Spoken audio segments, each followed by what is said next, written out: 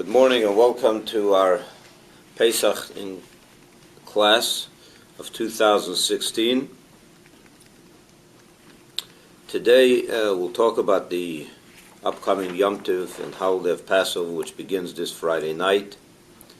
And as we know, the holiday of Pesach is very different than all the other Jewish holidays in that besides observing the Pesach itself, there's also a major negative mitzvah, which is that you have to rid your house of any vestige of chametz. So I want to talk about the topic of chametz today. How we get rid of chametz on the practical level as well as on the psychological level. And why is it so strict to have every last crumb of chametz removed from your house? I mean, if you walked into Jewish homes, strong, observant Jewish homes, the last week and this coming week, you will see that their homes are turned upside down. They literally go into every single corner, into every drawer, into every closet, into every shelf, dust it out, clean it out, remove everything to look for any piece of chametz that might be left over, even though the chances are that over Pesach you'll never see it. Well, for example, I go through all my books.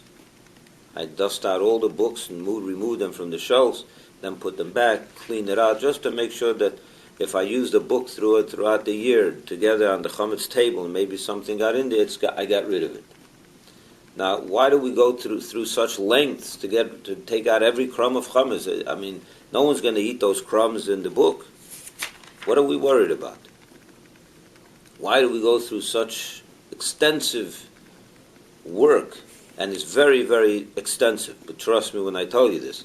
It's very, very detailed, and it takes sometimes a month to do this. And some people start cleaning their homes for Pesach right after Purim. So I want to discuss that as well, on a psychological level, as well as on a practical level. So when we talk about getting rid of chametz, there are basically three ways to get rid of chametz, according to Jewish law.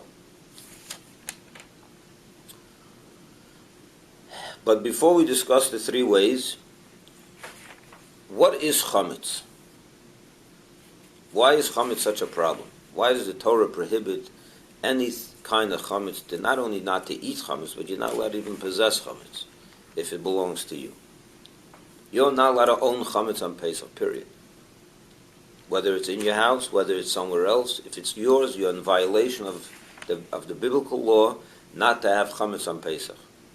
So the mitzvah is not only to get rid of chametz, to not eat chametz, it's also to not have chametz. What is chametz? So we know that chametz is called leavened bread. Leavened bread means that is when you take flour and you mix it with water and you allow it to rise. You allow the mixture, the dough, to rise beyond 18 minutes. Any mixture of water and flour that comes in contact with each other and more than 18 minutes passes before it is baked is automatically chametz. And now you have to also remember that it's not enough. You'll say to yourself, I'll go to Publix, I'll buy flour, and I'll bake it in less than 18 minutes. Not good. Because the flour in Publix is already chametz. The time you buy it, it's already chametz. What makes the flour chametz? Because you don't know, maybe water got in contact with some of that flour over the time from harvest till now, and it already became chametz from that. It dried up. You can never know for sure.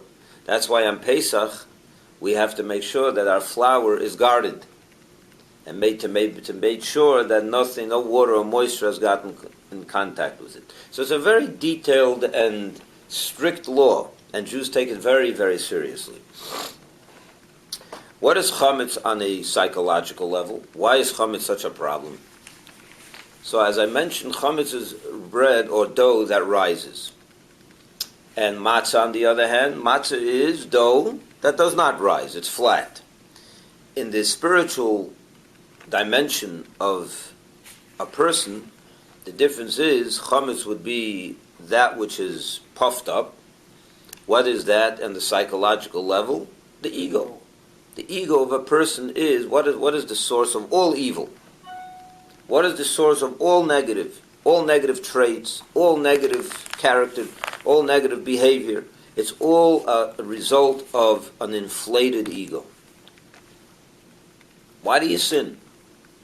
Well, some people sin because they simply don't know that what they're doing is a sin. I'm not talking about them. Ignorance is also not an excuse. But it's different. You can, at least they don't know. But someone that does know, it's a sin. Let's take an example. A person that knows that the Torah says you're not allowed to eat non-kosher meat. And yet they go and eat it. What is the reason they're eating it? They know that God said not to eat it. So why are you eating it? If you go to the source of this behavior, it comes down to one thing, their ego. They feel right now that I want this tastes good, and I'm in the mood of this right now. The fact that God said I shouldn't do it is not important enough to stop me from what my desire, my stomach wants. So what does that mean? You're putting yourself above God. Your want above God's want. What is that a result of? Your own ego. That's what it boils down to. The ego is the source of all negative and every bad thing we do. Every bad word we say, every bad thought we think. And that is represented by the idea of chametz. Bread. So God says, if you want to experience liberation, if you want to experience the exodus from Egypt, there's only one way to do that. What holds us back? And now when we say the exodus from Egypt, we're not talking about a location, a geographic location that took place 3,300 and whatever years ago. The liberation has to take place right today, this year on Pesach. We have a power every Pesach. There's a certain power, energy in the world. You talked about Kabbalah. The Kabbalah tells us that every year on the 15th of the month of Nisan, which is this coming Saturday, Friday night, through next Saturday, for 8 days, from the 15th of Nisan till the 22nd of Nisan, the Hebrew month of Nisan, there's a certain powerful energy that is revealed in the world, and that energy is a liberating energy. It's an energy that allows for a person, more than any other time, to get out of his own exile, his own personal Egypt. And now everyone has some kind of exile in Egypt and constriction that he's in. You know what the word Egypt in Hebrew is? Mitzrayim. Mitzrayim has another meaning in the Hebrew language. It comes from the same word as Meitzarim. Meitzar. What does Meitzar mean? Constriction, narrowness. Where we're stuck in our own constriction, we're stuck in our own limitations. And every one of us has that. Every one of us has that. There's something that limits you. A bad husband, a bad wife, a bad job, a bad boss. Something, I say not necessarily bad, but a difficult spouse, a difficult boss, your own difficulties, your insecurities. What stops people from making real progress? Think about it. When you have an addiction, when you have something that you really want to stop doing, you really want to change, and you feel that that's holding you back. That's what Mitzrayim is. That's what Egypt is. That which holds back. What happened in Egypt? The Jews were in exile. What was the exile? The exile wasn't just that they were breaking them down and making them work hard. What does it mean, a slave? A slave means that you're not able to express yourself the way you shouldn't want. The way you can't, self-expression. You can't express yourself. You're not under your own will. You're not under your own self. So you can't, self-expression is lacking. So your soul can never express itself. Your deepest resources can never be expressed. You're shackled. You're tied up, and you're locked up in someone else's frame of reference. Someone else's. You're locked up in and forced to do some things that someone else wants you to do, not that you want to do. You're constrained. You're constrained, exactly. So that's what Egypt is. And even though in America today, in the West, in our day and age, no one is really locked up and enslaved to someone else, There's only one person you're enslaved right now, and that is to yourself. But if you think about it, this enslavement that we all suffer from is an enslavement to society. Why do you do certain things that you're not really sure you should do? Peer pressure, this pressure, society, my neighbor, this is what everyone else does. You go with the flow. You're like a sheep that goes with the flock.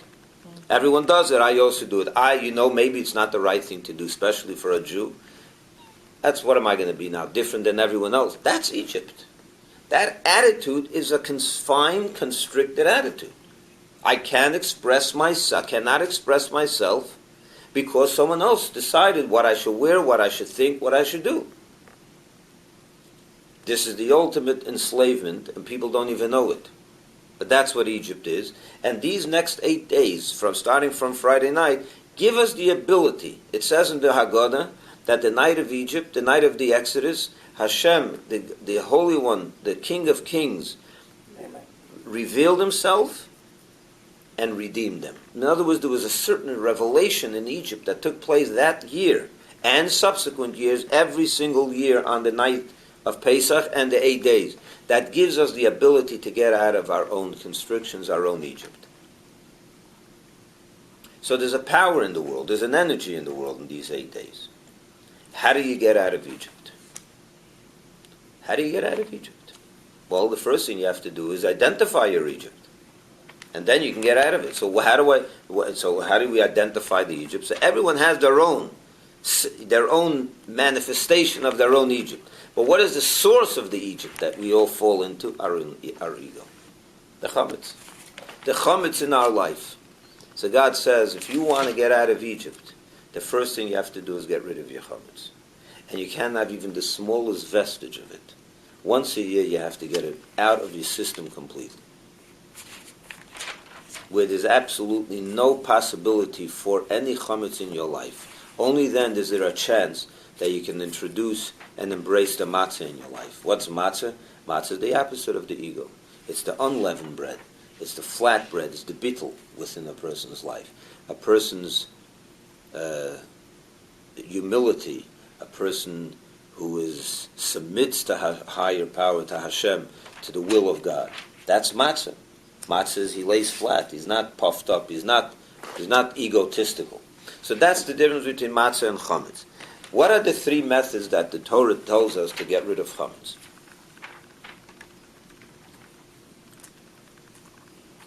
So the first thing you have to do is burn the chametz. And that's what we do on this Thursday night. Every Jewish home is going to go around the whole house with a candle and look for chametz that's left over in the house. And whatever he finds, he will gather.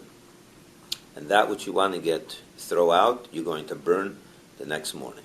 It's called biur chametz, to burn the chametz. That's the first thing you're going to do. What is chametz in our life? So let's now discuss that, again, on the spiritual level. What is biur chametz, to burn the chametz? What's chametz in our life? All the negative habits, the negative addictions, the negative traits, and so on and so forth, right? So let's take an example. We have to be practical people. We're not going to get rid of every last negative aspect of our life in one time, in one moment, in 1 year. It's not going to happen. But let's say the 5 of us decide we're going to take one negative aspect in our life and get rid of it. We'll take one piece of chametz in our life, or one element of chametz in our life, and we're going to get rid of it. How's that going to happen? So the first thing you have to... So what's that one chametz? You don't have to spell it out, of course, but let's say it's a negative habit that you have. You eat too much. Or let's say you gossip too much. Or whatever. You're addicted to certain things that you really don't want it. You want to stop. Whatever that may be, that one chametz in your life, one element of chametz in your life, what's the first thing you have to do to get rid of that negative habit? If it's really holding you back, you have to burn it. What does burn it mean? Completely and utterly get rid of it from your system. So let's take for example, if someone has a negative habit that he gossips, all day long he gossips, he judges everyone, he speaks negative about everyone, and he can't control himself. What do you have to do? You have to burn that altogether, completely burn it out. Not to speak about no one else at all. You have an urge, completely shut it down. Or if you're addicted to let's say someone's addicted to a food. He's addicted to ice cream. He can't stop his addiction to ice cream. He loves it. All day long he's looking for ice cream. Or whatever else the addiction is. The person sleeps too much. Can't get up in the morning. He's a beach bum. He can't get up in the morning. A young student, right? He can't get him out of bed. Till 12 o'clock he's still in bed. So he wants to say, I want to start my life. I want to get my life together. I want to have a day and I want to have a night. I want to be a mensch. What do? Burn that addiction. Burn it out completely. What does that mean? 6 o'clock you should be up. Not 8 o'clock. Completely transfer to change it altogether. Or 7, a normal hour. To completely get rid of the addiction. That's step number one. But imagine a person is going to decide this and remove that negative trait from his system. What's the negative trait? Let's say gossip. So every time he's thinking about someone, he's thinking about gossip, but he's thinking about not doing it, right? So he has an urge, I want to speak now. No, I won't speak. You know what can happen in a situation like that? You can be preoccupied with your addiction all day long in not doing it. But what's your day like? Thinking about your addiction. Is that a healthy situation? Of course not. So, you have the second method of getting rid of chametz. What's the second method of getting rid of chametz in Jewish law? So here is how it goes. So I told you that Thursday night everyone's going to go and search their chametz, right? They're going to go around the house with a candle and look under the cubbies, under the beds, on top of the shelves, and they're going to get rid of it. It's a serious search. They told the story that the Alter Rebbe had a little apartment that was not bigger than this room, maybe even maybe smaller, and took him a whole night to search the chametz in this one little room. Because he wasn't looking for just bread, he was looking for the psychological chametz, which the Alter Rebbe didn't have, by the way. He was a tzaddik. But nevertheless, he was humble, and so he didn't believe that he was such a big tzaddik. So he looked and looked and looked and searched. So you search out the chametz at night, and you find all the chametz, and you gather it and ready to burn it the next day, right? Mm-hmm. And you burn it the next day. But here's an interesting thing. The Jewish people, and you look in the Siddur, after you burn the chametz, there's a statement we make. It's a 3-line statement that we say, and we say like this, that any chametz that I did not find, it could happen that you searched, and you searched, and you searched. You forgot to look in the closet in the bathroom, or you forgot to look on the top shelf, or whatever, you missed it. Sometimes, we're only human beings, we can miss it. So what happens? A little chametz left in your house, and you don't know about it. And it's your chametz. So you're now in violation. If you don't burn it, you're in violation of possessing chametz, right? If you miss something. Could happen. So the rabbis have a good solution to that. They came up with a great solution. What's the solution? The second method of getting rid of the chametz is called bitul chametz, to nullify the chametz. What does that mean? It's a 3-line declaration where you say, any chametz that I did not find and that I did not burn and that may still be in my possession, I am now rendering it ownerless. It's no longer mine. That means I remove my mind from it, I remove my ownership from it. It's not mine, it's as if it doesn't exist in my possession. It's not mine. I'm nullifying it, it's like the dust of the earth. We actually use those words, like the dust of the earth. In other words, and not only, we're removing it from our consciousness. We're removing it from our ownership. It may be there, but it's not mine. I don't think about it, I don't know about it, I don't want to know about it. That's the second method of getting rid of chametz. What does that do? That makes it ownerless. It's not yours. And the Torah says, you're not allowed to have chametz in your possession if it's yours. But if it's not yours, then it's allowed to be there. It's not yours. So this chametz, once you nullified it, it's not yours anymore. So you took it out of your mind, you took it out of your ownership, you took it out of and you gave it, it's out of your mind, it's out of your possession. So you're not in violation anymore, right? That's the second method. Back to our chametz in our own lives, in our character, in our addictions, our negative traits. After you burnt the chametz and you said, I'm not going to get involved in any more gossip. Yeah, that's the example we're taking. I'm not going to get involved in any more eating of this food that I like, and I'm totally, I'm sold on it. I'm addicted to it. So you burn that out. I'll never touch ice cream again. Because if I do touch it, I'll want another one. So you burn it out of your system. No more ice cream. The problem is, you're thinking about it all day long. You want it, and you're thinking. And there's an ice cream shop down the block. Should I go? No, I'm not going to go. And you're preoccupied with your addiction all day long, even though you're not doing it, but your mind is in it. So what do you have to do? Any psychologist will tell you. You have to do bittul chametz. You have to nullify the addiction from your system, from your mind. How do you nullify it? How do you stop thinking about your addiction? You get involved in other good things. You have to get involved in positive things. Don't think about that. Think about positive. Think about doing something good. Think about contributing your time to society. Think about working like a mensch. Think about learning. Occupy your mind with other things. What that does is it's mevatel. It nullifies the possession of your. In other words, besides burning the chametz, you also removed it from your consciousness because you're preoccupied with other positive things. Your mind is not into it. What happens to a lot of these, people go for drug addiction, yeah? They go to programs. So if you tell a boy or girl got himself addicted to drugs, stop taking it. So they can say, okay, I'm going to stop taking it. But the urge is there. Someone else has it, a friend. Before you know it, they're back into it.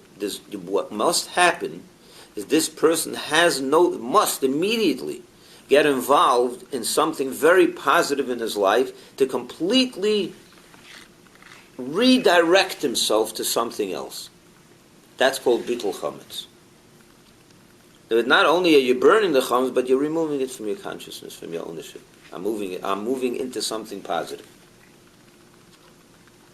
That's the next step in liberation. What's the third method of getting rid of chametz?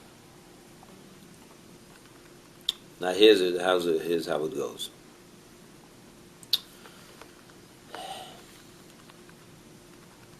What happens if you clean up your house and you find that you have 10 unopened boxes of cereal? You have 30, 40 pounds of good flour. That's chametz, but it's good flour. You have 30 cases of beer. It may be chametz, but it's good beer. You have whatever else, but all kinds of non-perishable good chametz. Why? So what are you supposed to do? Burn it all? You're supposed to burn it? You give it away? You could be talking about what happens. My brother, he owns a store. He owns a chametz store. He has a big grocery store full of chametz. You know what that would cost him if he had to burn all that chametz every year? It would be a major tens of thousands of dollars of loss. It's not practical. So what is a person like that supposed to do? Or even in your own house. You have so much chametz that is good chametz. You don't want to burn it all. So what do? The third method is, you said it. You sell the chametz to someone who's not Jewish. What does that mean? You sell it. On a paper? On a paper, it's for contract. You have a contract. Every Jew does this before Pesach. If you look in the guide, I sent it out. There's a paper over there that says, I empower Rabbi Yisroel Spalter to act as my power of attorney to sell my chametz for me. And everyone signs it over to the rabbi. What they do is, the practical side of this is, you take all the chametz that you don't want to get rid of, you put it away in your garage, let's say, in a cubby, you seal it up, and you sell it to a non-Jew. So that chametz is in your house, but it's not yours. After Pesach, as soon as Pesach is over, we buy it back from the non-Jew, and now you can use it. Is there a money exchange? There's a money exchange, yeah. But it's a whole contract. What happens is the contract reads that he's paying you now a minimal amount, but if he actually wants to not sell it back to you after Pesach, he has to pay full market value. That's the contract. It's a contract that would be upheld in any court of law. It's a serious contract. It's a serious sale. So this method, this third method is chametz that you don't want to burn. And you don't want to nullify. You don't want to make it ownerless. I want to reuse it after Pesach. But I'm not allowed to own it during Pesach. So I sell it. What is this how does this, now this, and again, because the Torah says you're not allowed to own your own chametz. You're not allowed your chametz in your possession. As long as it's not yours, it doesn't belong to a Jew, that's kosher. It's no problem. And then after Pesach, you buy it back. The law is, by the way, parenthetically, if someone didn't sell his chametz, and he has chametz in his house over Pesach, he's not allowed to eat it ever. He has to get rid of it after Pesach. You're not allowed to eat chametz that was in your house, that was yours. I mean, if you forgot to sell your chametz, and you have 10 boxes of Cheerios, you have to throw it out. You can't have it after Pesach. You're not allowed to have it. But even if you sell it, If you you have sell to it, take it out of your house. You have to remove it from You your have to kitchen. remove You have to, not out of your house. You can put it in your garage, seal it in a closet where you can't. Lock it up.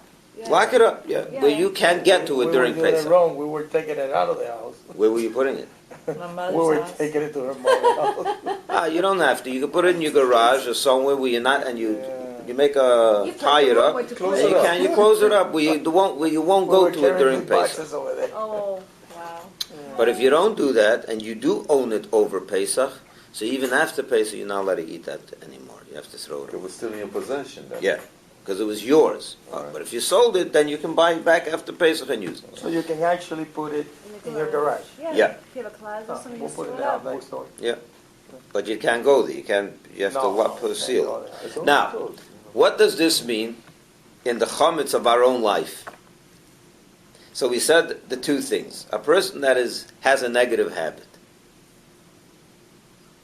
a negative addiction, a negative trait, and he really wants to work it out. He wants to stop. He wants to be a mensch. He wants to get rid of that. First thing is burn it. Don't ever do it. Stay away from it. Let's say you're addicted to ice cream, for example, or pastrami sandwiches, and you're gaining weight, and it's not good for you. You love pastrami sandwiches, and you shouldn't eat it. You know that it's kosher, but it's not good for you. You're all day long. You're looking for a pastrami sandwich. It's distracting you terribly. It's an addiction. So you say, burn it. No more pastrami sandwiches. Don't look at pastrami. Can't do that. You could do that. You have to do that if you want to get rid of an addiction. But it's not enough to stop eating pastrami because you're going to be thinking, I want it. You're going to be totally involved in it. So you have to also do the second method, which is to bittul chametz, which means to nullify the thought and the whole concept of pastrami from your system. How? By involving yourself in something positive where you're not thinking about that. But let me ask you, at the end of the day, is pastrami such a bad thing? No. No. Which is very good. Is chametz a bad thing? No. What's why? We just said chametz is ego. No good. When it's Pesach. If ego is good, and after Pesach, an inflated ego is good. Ego is never good. But let's analyze that for a minute. Is all ego not good? No. Not good? No, sometimes ego is good. What, for example? People who, let's say, thrive in business, if you have an ego, you work harder to get where you want to get to in life. Well, it depends. That kind of ego, I'm not sure. 'Cause sometimes that leads you to be aggressive and to step on others and to be, that's sometimes not good. Mm-hmm. But I'll give you an example of a good, healthy ego. When a person has, for example, Jewish pride. So let's give you an example. Let me give you an example. Yes. Today in the college campuses, there's a very big problem. A very big problem. The kids on campus have a tremendous challenge. There's a lot of anti-Semitism. There's a lot of anti-Jewish sentiment. there's a lot of, anti-Israel, all kinds of situations. It's very hard for them to be Jewish. And there's all kinds of parties and all kinds Morality. of sexual morality. College is not a very good place to be. develop a good character and a holy character. So they're under tremendous challenges.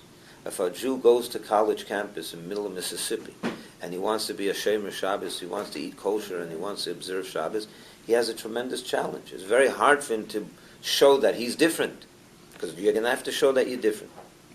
So what do you need in order to survive that kind of challenge? Your pride. Tremendous Jewish pride. You have to have you have to go out with a upright stature. I'm Jewish. I'm proud of my Jewish, and then you can maintain your integrity if you have that pride. So that pride is a good pride. When a person goes out and says, I saw a video once. There was a big demonstration against Israel, and then there was one Jewish student that was walking with the Israeli flag, and he was defying everyone. And all the cameras were on him. That was a student with pride. And you know what? It made a difference, because the focus shifted from the anti-Israel, and all the cameras were on him. He made a difference. But it took courage. It took pride. It took ego, a healthy ego, good chametz. So let's talk about these negative traits, yeah? So all chametz is bad? Not necessarily. But when someone has a negative ego, he has to crush the ego completely. When your ego is leading you to bad behavior, you're not honest, and you're not menschlich, and you're just into yourself, narcissistic, that's what ego causes, narcissism. Mm-hmm. So then you must crush the ego completely. You got to find that last vestige of chametz and get rid of it.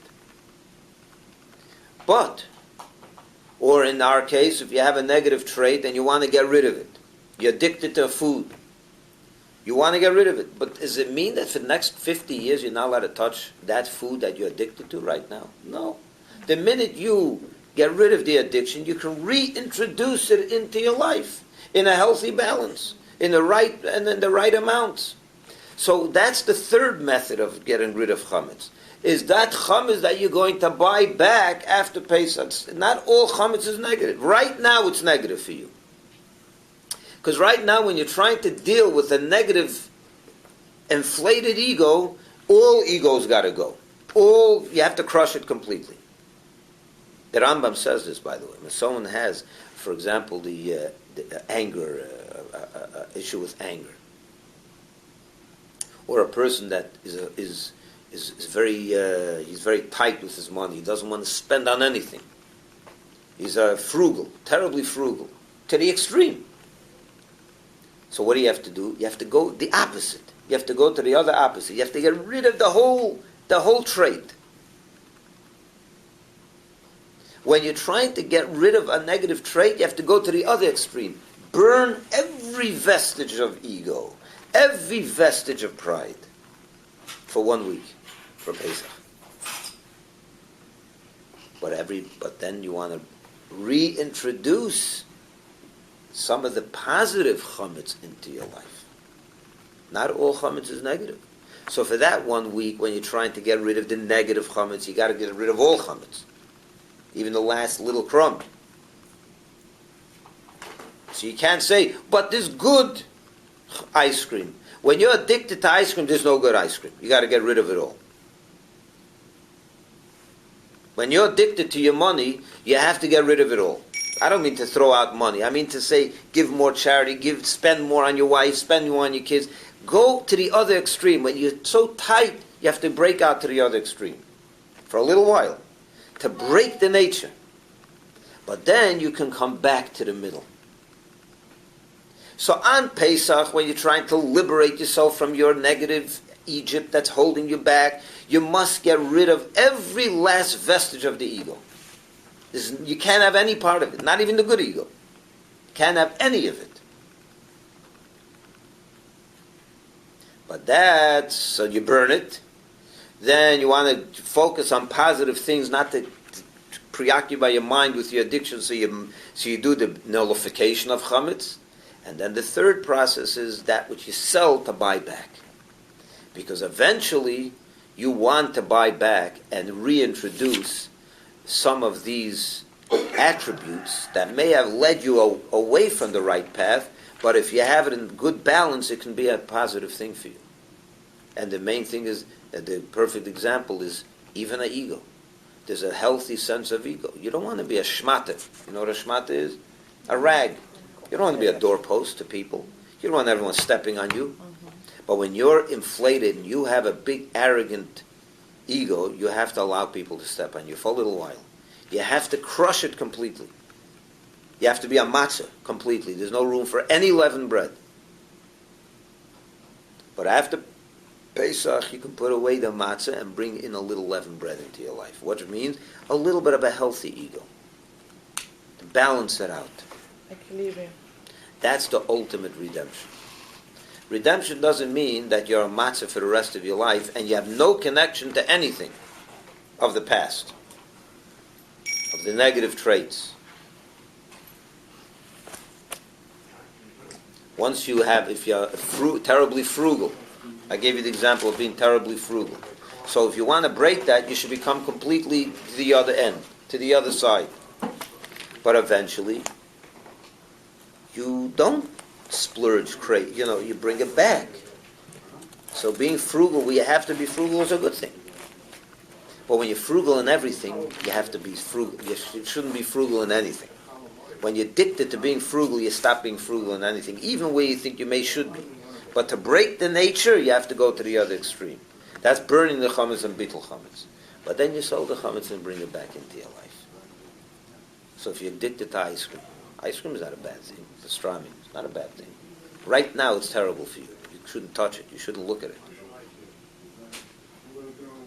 But if you can break the nature and create a balance, then what's wrong with having a sandwich once in a while?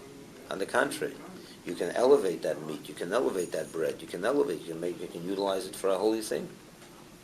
So not all chametz, not all of that is bad. But if it's making you tight, it's tying you up, you got to completely. So that's the three-step process in redemption: burning, nullifying, and selling. Selling meaning to bring back, because there is an aspect of chametz that you want to reintroduce into your life. Because not all chametz is bad, but some ego is good. To maintain a healthy lifestyle, you need to have somewhat of an ego. Absolutely. You can't just be completely, a doormat for people to step on. But when you're arrogant, terribly arrogant, you have to become a doormat for 1 week. You have to get rid of the chametz, even the last crumb, for 1 week. You can't have anything to do with chametz.